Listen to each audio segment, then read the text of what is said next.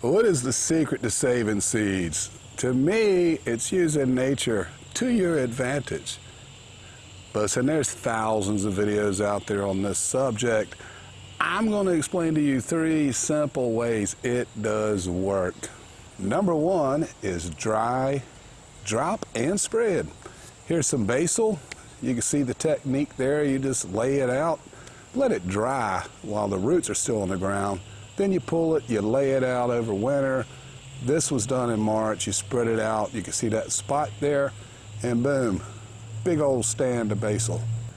These are peppers. This goes back to 2020. Same thing.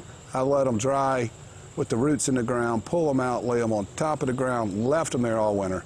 And then I simply cultivated into that bed, and boom, there you go, peppers. Obviously, if you want to have more control on where they come up, then you don't want to just cultivate them into the bed, but it can be done.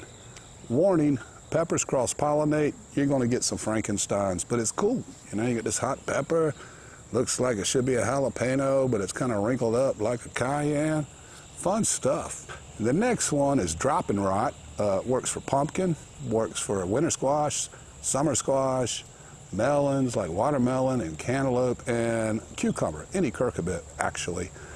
If you look right there, that is a cucumber. That was, again, the fruit was just left to rot on the ground, and that was in 2019 when it was left to rot, and what you're looking at is 2020. It did produce, it was fine. Number 3, reseeding. Use plants that like to reseed. If you look here, you see these pollinator magnets. Those are feather celosia. One plant in 2020 is where all of these plants came from. One.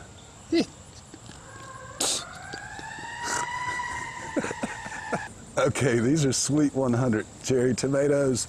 The original plant was put in the ground in 2019, came back in 2020, wherein I transplanted one here.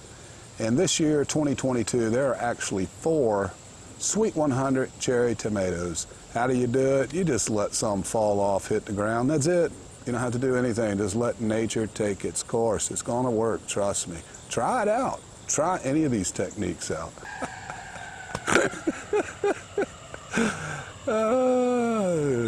Well, please subscribe if you haven't already. Drop some comments down there. How do you like to save seed? What's your favorite seed to save? Say that 5 times fast.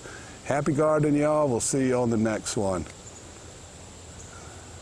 That was tough. There's a lot of